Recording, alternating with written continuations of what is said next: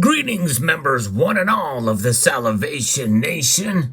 Raise your hand if you enjoy the hurt and suffering of this debt instrument.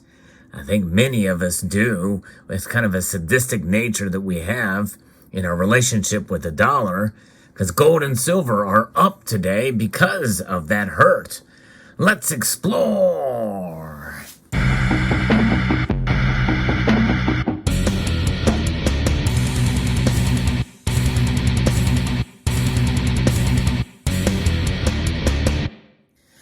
It is sort of a push and pull, sort of a little bit of a dichotomy that we see with the dollar. You know, we want it to be strong and stable, but for all the right reasons. And in reality, it is stable and strong for all the wrong reasons. But that strength has been tested today as it is down. Indeed, gold and silver's gain is because of the dollar's pain. And that's what's happening here, and we're seeing it. And we can celebrate at least today in that regard. It's not enough gains for gold and silver to really write home about, although earlier in the day we did see them climb up fairly dramatically. But we are seeing this indeed movement with higher prices for gold and silver because of the strong daily pullback in the U.S. dollar index, and also the U.S. Treasury yields have fallen a bit as well. So the main focus on gold and silver traders remains on the daily price direction of the U.S. dollar, and that has an inverse effect on gold and silver. And this kind of movement really should be noted as an indicator how quickly things can turn around for gold and silver and the dollar. And in fact, I think really we should focus and see if we have more and more days of this kind of activity, especially with regards to what we know is coming in just a few weeks, another at least 75 basis point rate hike, to see the dollar index kind of get kicked back a bit is telling. This article I'm going to be referring to here is from Kitco, and if you enjoy news stories like this about the markets and the overall message and encouragement that I try to give on precious metals, I hope you will consider pressing that thumbs up button and subscribing to the channel. Markets are somewhat calmer to start the trading week as the new UK Treasury Chief Chancellor of the Exchequer, Jeremy Hunt, affirmed that Britain will roll back nearly all of its previously announced tax cut plans that had been roiling financial markets for 3 weeks, and said some spending will have to be cut. And that's just it, folks. You know, that's really what needs to be done, is spending needs to be cut. And not just in the UK either. Global stock markets were mostly firmer overnight. U.S. stock indexes are higher at midday. Stock traders continue to focus on corporate earnings reports. So when you're looking at activities and actions done by other nations, especially with competing currencies that are heading to strengthen them, typically that weighs in the dollar. It doesn't take a whole lot. And I think that's one reason why you see the BRICS nations starting to kind of cooperate. And nations like Russia saying they want to have a gold standard.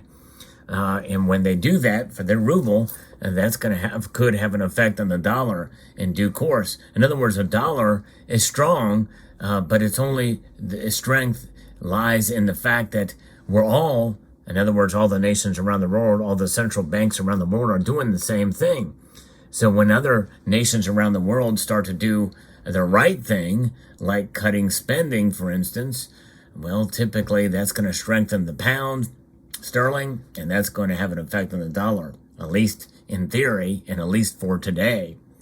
China's 5-year Communist Party plenum is underway, with Chinese President Xi Jinping saying that zero COVID policy will continue and will be a tough line on, and so will a tough line on Taiwan. So that's another geopolitical element that is weighing in on the dollar and gold and silver prices.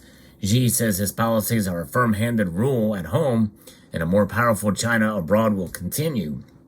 So Wall Street Journal survey of economists finds the group expecting a better than 50-50 chance of U.S. economic recession in the next year. And by the way, we are technically in one right now.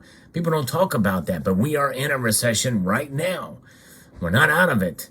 So it's very odd and frustrating to see the media saying that we expect that we're going to be in a recession and 50-50 chance. There's a 100% chance, and we're in it right at this very moment.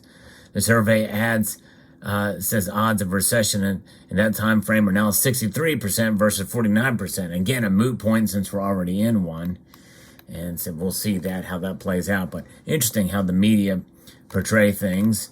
But nonetheless, there's where we are at with the markets. And in fact, as I record this video, the dollar index is indeed down. And it's down, by the way, about 95, down about almost 0.85% on the day to 112.10. And we're seeing gold and silver up. In fact, the gold is up $4.80 to $1,651.10. Silver is up 34 cents. So that climb there, especially for silver, that's fairly solid and substantial for silver's climb up today. But nonetheless, that's where we are at with the precious metals and with what we're saying here. Now, you look at the grand scheme of things and the macro and the overall view and of precious metals remains intact. And I think days like today, even though not a substantial climb, should give us the confidence that we're doing the right thing. Why do we hold gold and silver? It's to protect against a weak dollar. And the dollar's weakness and the dollar strength is certainly under threat more and more each day as we march on through and continue to practice modern monetary theory with inflation really out of control. It's not being stopped by any of the policies or anything that the Fed has done so far. It's still going strong. And when we see recession, we're in a recession, or a recession that could deepen even wider, in spite of employment numbers being low. The employment rate is low right now, but why is that? It is low because people need to work 2 jobs at least and more in order to make ends meet, because wages are down. There's a lot of different factors there. And so if people would just stop and think about where we are in this time, in this point, in this situation with inflation and what's causing it and the like, and realize that we're not in a good place here in this economy here in the United States. And why are these jobs being added back to the economy?